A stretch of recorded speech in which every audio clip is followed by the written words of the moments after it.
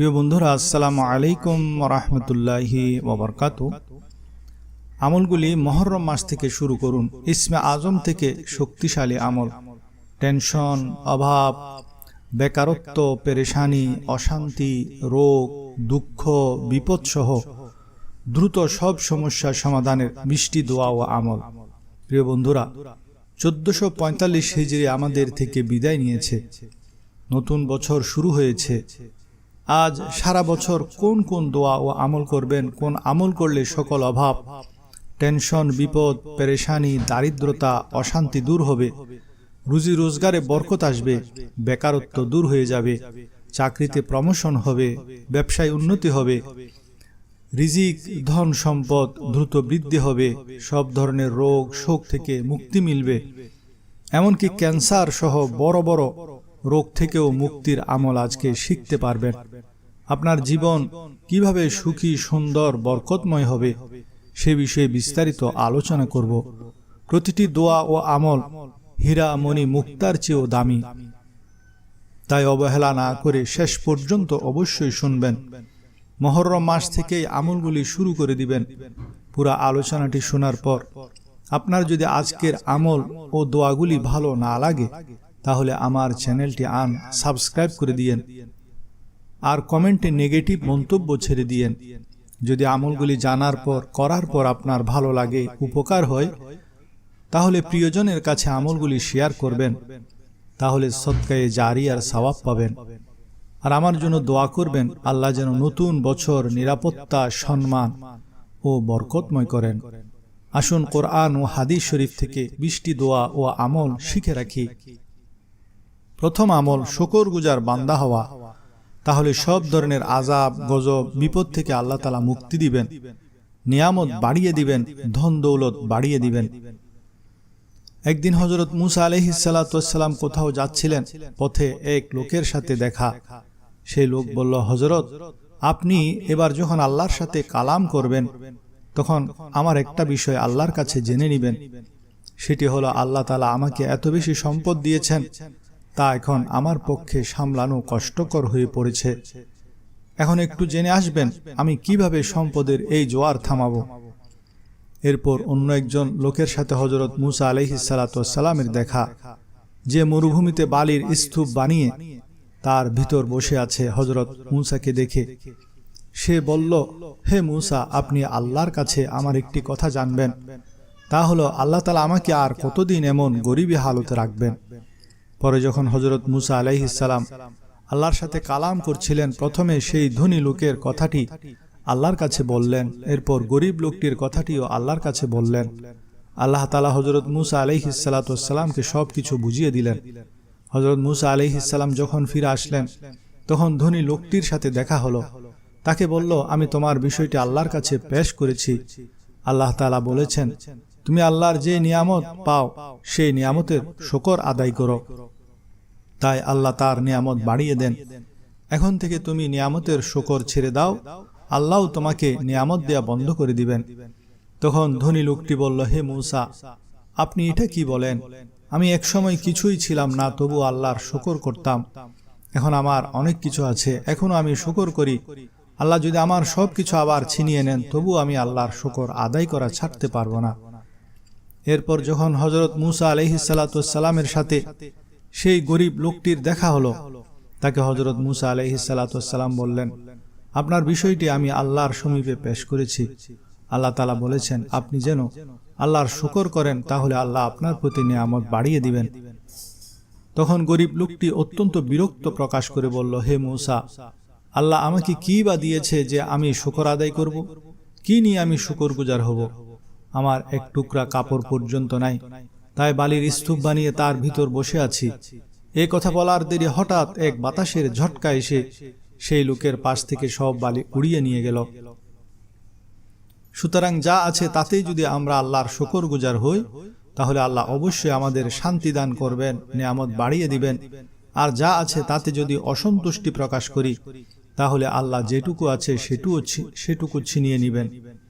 যেমন আল্লাহ তাআলা সূরা নিসার 147 নং আয়াতে ইরশাদ করেন, আউযু বিল্লাহি মিনাশ শাইতানির রাজীম মা ইয়াফআলুল্লাহু বিআযাবিকুম ইন শাকারতুম ওয়া আমানতুম ওয়া কানাল্লাহু শাকিরান আলীমা। অর্থাৎ তোমাদের আযাব দিয়ে আল্লাহ কি করবেন যদি তোমরা শুকর করো এবং ঈমানের উপর প্রতিষ্ঠিত থাকো, আর আল্লাহ হচ্ছেন সমুচিত মূল্যদানকারী সর্বজ্ঞ। সূরা ইব্রাহিমের ৭ নং আয়াত আল্লাহ ইরশাদ করেন, وَإِذْ تَعَذَّنَ رَبُّكُمْ لَئِنْ شَكَرْتُمْ لَأَزِيدَنَّكُمْ وَلَئِنْ كَفَرْتُمْ إِنَّ عَذَابِي لَشَدِيدٌ। যখন তোমাদের পালনকর্তা ঘোষণা করলেন যে যদি কৃতজ্ঞতা স্বীকার করো তবে তোমাদেরকে আরো দেব, এবং যদি অকৃতজ্ঞ হও তবে নিশ্চয়ই আমার শাস্তি হবে কঠোর।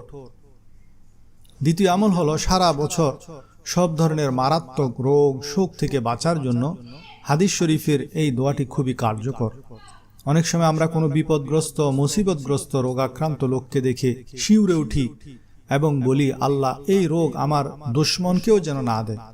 কিন্তু সেই ক্ষেত্রে আমাদের প্রিয় নবী এমন একটি দোয়া শিক্ষা দিয়েছেন যে দোয়াটি পড়লে আপনি মৃত্যুর আগ পর্যন্ত এমন বিপদে এমন রোগে পতিত হবেন না, গ্যারান্টি। দোয়াটি হলো, আলহামদুলিল্লাহিল্লাযী আফানি মিম্মা বতালাকা বিহি ওয়া ফাদ্দালানি আলা কাসীরিন মিম্মান খালাকা তাফদীলা। আলহামদুলিল্লাহিল্লাযী আফানি মিম্মা বতালাকা বিহি ওয়া ফাদ্দালানি আলা কাসীরিন মিম্মান খালাকা তাফদীলা। এর অর্থ হলো, সব প্রশংসা আল্লাহর জন্য যিনি তোমাকে বিপদগ্রস্ত করেছেন, তা থেকে আমাকে নিরাপদ রেখেছেন এবং আমাকে তিনি তার মাখলুক থেকে মাখলুকের উপর শ্রেষ্ঠত্ব দান করেছেন, তখন তাকে এই মুসিবত কখনো স্পর্শ করবে না। তৃতীয় আমল। এবার আসুন এমন একটি আমল সম্পর্কে জানি যা দ্বারা আমাদের অসংখ্য উপকার হবে, সাথে সাথে নানা ধরনের দুরারোগ্য ব্যাধি থেকেও আমরা বেঁচে যাব, এমনকি ক্যান্সার পর্যন্ত সুস্থ হয়ে যাবে। যেমন বিশ্বনবীর ফরমান, রাতের তাহাজ্জুদ পড়া শুরু করো। এটি আগেকার নেক লোকদের আমল। এটি গুনাহসমূহকে ধুয়ে মুছে সাফ করে দেয় এবং মানুষের মাঝে এমন শক্তি আসে যার ফলে গুনাহ থেকে মানুষ বেঁচে যায়। ওয়া মারদাতুন লিদ্দাই আনিল জাসাদ। আল্লাহর নবী বলেন, এই তাহাজ্জুদ নামাজের দ্বারা মানুষের শরীরের রোগ ব্যাধিসমূহ আল্লাহ তাআলা দূর করে দেন। এখানে কোন রোগ তা নির্ধারণ করা হয়নি, সুতরাং তা ছোট বড় যে কোনো রোগ হতে পারে। তাই এই হাদিস দ্বারা, নববী প্রেসক্রিপশন দ্বারা অনেকে বড় বড় রোগের চিকিৎসা করে ফল পেয়েছেন। বর্তমান যেসব দুরারোগ্য ব্যাধি যার কোনো চিকিৎসা নাই, এমন রোগের জন্য অবশ্যই এই তাহাজ্জুদের আমল অত্যন্ত ফলপ্রসূ হবে। চতুর্থ আমল, চিন্তা ও পেরেশানির সময় রাসূলুল্লাহ সাল্লাল্লাহু আলাইহি ওয়াসাল্লাম একটি বিশেষ দোয়া পড়তেন। দোয়াটি হলো, আল্লাহুম্মা ইন্নী আউযু বিকা মিনাল হাম্মি ওয়াল হাযানি ওয়া আউযু বিকা মিনাল আজজি ওয়াল কাসালি ওয়া আউযু বিকা মিনাল বুখলি ওয়াল জুবনি ওয়া আউযু বিকা মিন দালাইদ দাইনি ওয়া গালাবাতির রিজাল। অর্থাৎ, হে আল্লাহ, নিশ্চয়ই আমি আপনার আশ্রয় নিচ্ছি দুশ্চিন্তা দুঃখ থেকে, অপারগতা অলসতা থেকে, কৃপণতা ও ভীরুতা থেকে, ঋণের ভার ও মানুষের দমন পীড়ন থেকে। আনাস রাদিয়াল্লাহু তাআলা আনহু বর্ণনা করেন, রাসূল সাল্লাল্লাহু আলাইহি ওয়াসাল্লাম চিন্তাযুক্ত অবস্থায় এই দোয়া পাঠ করতেন। চিন্তা পেরেশানির জন্য আরেকটি আমল হলো, যা তিরমিজি শরীফের 2457 নং হাদিস শরীফে আছে। প্রিয় নবীজি ইরশাদ করেন, হযরত উবাই বিন কাব রাদিয়াল্লাহু তাআলা আনহুকে চিন্তা পেরেশানি থেকে মুক্তির জন্য বেশি বেশি দুরূদ শরীফ পাঠ করার নির্দেশ দিয়েছেন। আপনারাও যখন কোনো দুশ্চিন্তা ভর করবে তখন দুরূদ শরীফের পরিমাণ বাড়িয়ে দিবেন, হাঁটতে বসতে দুরূদ শরীফ পাঠ করবেন, ইনশাআল্লাহ আপনার দুশ্চিন্তা দূর হয়ে যাবে। পঞ্চম আমল, 2 সেকেন্ডে 150 কোটি নেকি লাভ করার দোয়াটি বেশি বেশি করবেন। মহানবী সাল্লাল্লাহু আলাইহি ওয়াসাল্লাম ইরশাদ করেন, আল্লাহুম্মা গফির লিল মুমিনিনা ওয়াল মুমিনাত। হে আল্লাহ, তুমি সারা বিশ্বের সকল মুসলমান পুরুষ, সকল মুসলমান নারীকে ক্ষমা করে দাও।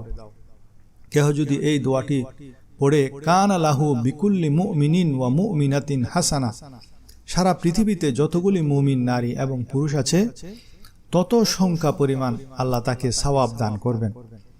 এবার হিসাব করুন, সারা বিশ্বে 150 কোটি মুসলমান আছে, আপনার 2 সেকেন্ডের এই দোয়াতে আছে মুসলমানদের কল্যাণ কামনা, আর বিনিময়ে আপনি অর্জন করতে পারছেন 150 কোটি সওয়াব। সুবহানাল্লাহ।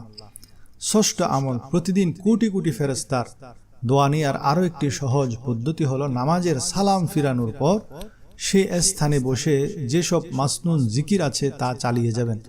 3 বার আস্তাগফিরুল্লাহ পড়বেন, আয়াতুল কুরসি একবার, তাসবিহে ফাতিমি অর্থাৎ সুবহানাল্লাহ 33 বার, আলহামদুলিল্লাহ 33 বার, আল্লাহু আকবার 34 বার।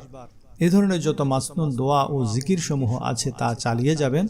বেশি বেশি দরুদ শরীফ পড়বেন। এতে কি ফায়দা হবে জানেন? সহিহ বুখারীর রওয়ায়াত, ওয়াল মালাইকাতু ইউসাল্লুনা আলা আহাদিকুম মা দামা ফি মাজলিসিহিল্লাযী সাল্লা ফি। যে বান্দা নিজের নামাজের জায়গায় বসে জিকির করে, আল্লাহর নূরানী ফেরেশতা তার জন্য দোয়া করে। তারা 3টি দোয়া করেন। তারা বলেন, আল্লাহুম্মা গফির লাহ, হে আল্লাহ একে ক্ষমা করে দাও। আল্লাহুম্মা আরহাম, হে আল্লাহ একে রহমত দান করো। আল্লাহুম্মা তুব আলাই, হে আল্লাহ এর তওবাকে কবুল করো।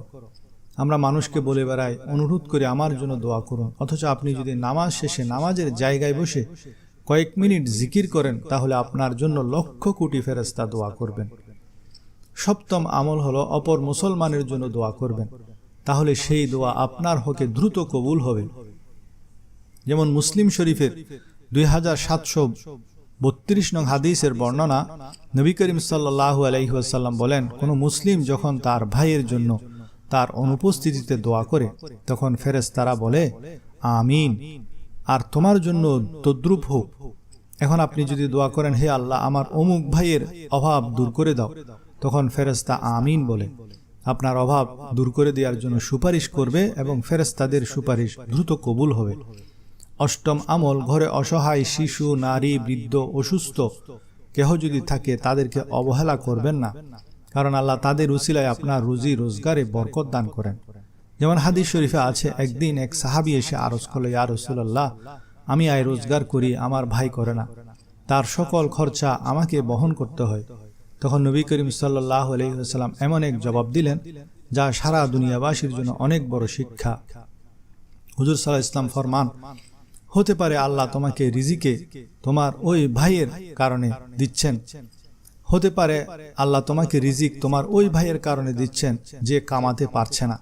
সুতরাং আপনি কামাই করতে পারলে আপনার অধীনে যদি এমন কেহ থাকে যারা কামাই করতে পারছে না, তাদেরকে অবহেলা করবেন না, কারণ আল্লাহ আপনাকে তাদের কারণেই রিজিক দিচ্ছেন। 9ম আমল হলো সিলারেহিমি করা।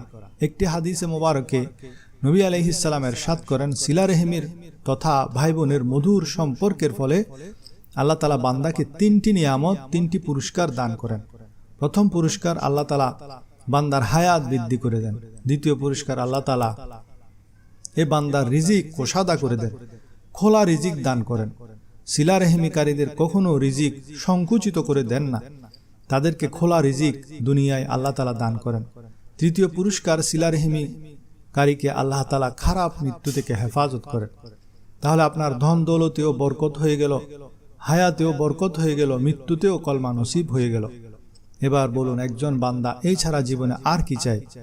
আমাদের অধিকাংশ পেরেশানি হয়তো স্বাস্থ্য সংশ্লিষ্ট, কিংবা রুজি রোজগার সংক্রান্ত, কিংবা ধর্মীয় আমল সংক্রান্ত। দেখুন, এই বড় বড় সমস্যা 3টি সমাধান একটি মাত্র আমলে, তা হলো সিলারেহিমির ভিতর। 10ম আমল হলো লোভহীনভাবে সম্পদ অর্জন করা। হযরত হাকিম বিন হিজাম রাদিয়াল্লাহু তাআলা আনহু বলেন, আমি নবীজি সাল্লাল্লাহু আলাইহি ওয়াসাল্লামের কাছে সুয়াল করলাম, তিনি আমাকে দিলেন, আবার চাইলাম তিনি দিলেন, আবার চাইলাম তিনি দিলেন, আবার চাইলাম তিনি দিলেন, আবার চাইলাম তিনি দিলেন।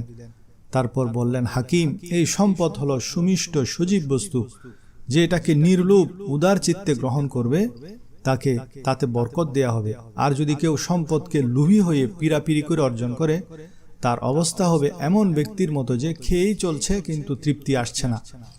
সুতরাং যাই অর্জন করুন, চাকরি করুন, ব্যবসা করুন, তাতে লোভের বশবর্তী হয়ে কোনো কিছু করবেন না, তবেই বরকত হবে। অনেকে লোভে পড়ে অনেক সম্পদ অর্জন করে, পরে এমনভাবে ফেঁসে যায় জেলখানায় থাকতে হয়, নতুবা বাড়িঘর ছেড়ে পালিয়ে পালিয়ে থাকতে হয়, জীবন থেকে বরকত চলে যায়। 11তম আমল, ভোরে ভোরে কাজ শুরু করা, ব্যবসা বাণিজ্য, সফর, ভ্রমণ, ইলম তলব ইত্যাদি। প্রিয় নবীজি সাল্লাল্লাহু আলাইহি ওয়াসাল্লাম বলেছেন, ইয়া আল্লাহ, আপনি আমার উম্মতের সকালের মাঝে বরকত দান করুন, যারা ফজরের সময়টা ঘুমিয়ে কাটিয়ে দেন, তাদের হায়াতে রিজিকে ব্যবসা বাণিজ্যে বরকত চলে যায়। সেজন্য রাতে তাড়াতাড়ি ঘুমিয়ে যাবেন আর সকালে ভোরে উঠবেন, কারণ সকালের কাজের জন্য দয়াল নবী বরকতের দোয়া করেছেন। 12তম আমল, ঘরে প্রবেশের সময় সালাম দিয়া। নবী করিম সাল্লাল্লাহু আলাইহি ওয়াসাল্লাম হযরত আনাস রাদিয়াল্লাহু তাআলা আনহুকে বলেন, বৎস আনাস, তুমি যখন ঘরে প্রবেশ করবে সালাম দিবে, এটা তোমার ও তোমার পরিবারের জন্য বরকত নিয়ে আসবে। যতবার ঘরে প্রবেশ করবেন অবশ্যই বিসমিল্লাহ বলে ঘরবাসীকে সালাম দিয়ে প্রবেশ করবেন। 13তম আমল, দান সদকা করার ফলে আল্লাহ রিজিকে বরকত দান করেন, রিজিক বাড়িয়ে দেন। যেমন সূরা সাবার 39 নং আয়াতে আল্লাহ তাআলা ইরশাদ করেন, কুল ইন্না রাব্বী ইয়াবসুতুর রিজকা লিমান ইয়াশা মিন ইবাদিহি ওয়া ইয়াকদিরু লাহু ওয়া মা আনফাকতুম মিন শাইইন ফাহুয়া ইউখলিফুহু ওয়া হুয়া খায়রুর রাযিকিন। অর্থাৎ বলুন, আমার পালনকর্তা তার বান্দাদের মধ্যে যাকে ইচ্ছা রিজিক বাড়িয়ে দেন এবং সীমিত পরিমাণ দেন। তোমরা যা কিছু ব্যয় করো তিনি তার বিনিময় দেন, তিনি উত্তম রিজিক দাতা। 14তম আমল, নিয়মিত কোরআন তেলাওয়াত করা। আল্লাহ তাআলা কোরআনকে বরকতময় কিতাব বলেছেন। যে ঘরে নিয়মিত কোরআন তেলাওয়াত হয় সেই ঘরের বরকত কেউ আটকাতে পারবে না। প্রতিদিন অন্তত এক পারা কোরআন পড়ার চেষ্টা করবেন। একদম অপারগ হলে 1 পৃষ্ঠা হলেও পড়বেন, তাও সম্ভব না হলে 3 বার সূরা ইখলাস পড়বেন।